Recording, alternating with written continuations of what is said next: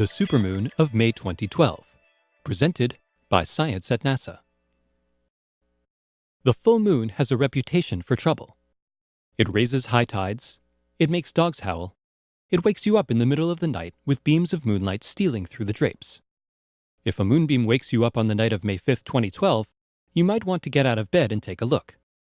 This May's full moon is a supermoon, as much as 14% bigger and 30% brighter than other full moons of 2012.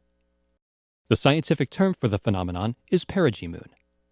Full moons vary in size because of the oval shape of the moon's orbit. The moon follows an elliptical path around Earth with one side, perigee, about 50,000 kilometers closer than the other, apogee. Full moons that occur on the perigee side of the moon's orbit seem extra big and bright.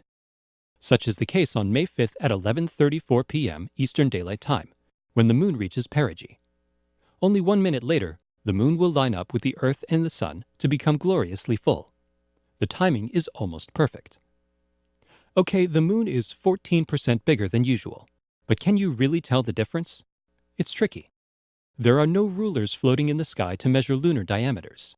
Hanging high overhead with no reference points to provide a sense of scale, one full moon can seem much like any other.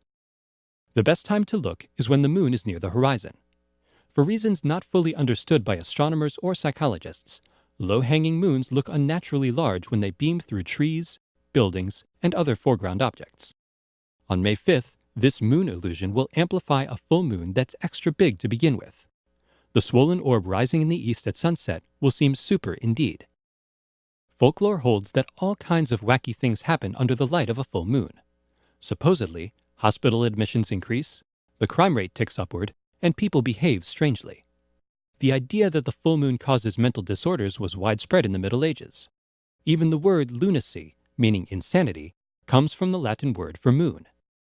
The majority of modern studies, however, show no correlation between the phase of the moon and the incidence of crime, sickness, or human behavior. The truth is, the moon is less influential than folklore would have us believe. It's true that a perigee full moon brings with it extra high perigean tides. But according to the National Oceanic and Atmospheric Administration, this is nothing to worry about. In most places, lunar gravity at perigee pulls tidewaters only a few centimeters, an inch or so, higher than usual. Local geography can amplify the effect to about 15 centimeters, 6 inches. Not exactly a great flood. Super perigee moons are actually fairly common. The moon becomes full within a few hours of its closest approach to Earth, about once a year on average. The last such occurrence occurred on March 19, 2011, producing a full moon that was almost 400 kilometers closer than this one. As usual, no trouble was reported. That is, unless you count a midnight awakening as trouble. If so, close the drapes on May 5th. Otherwise, enjoy the super moonlight. For more news about big bright things in the night sky, visit science.nasa.gov.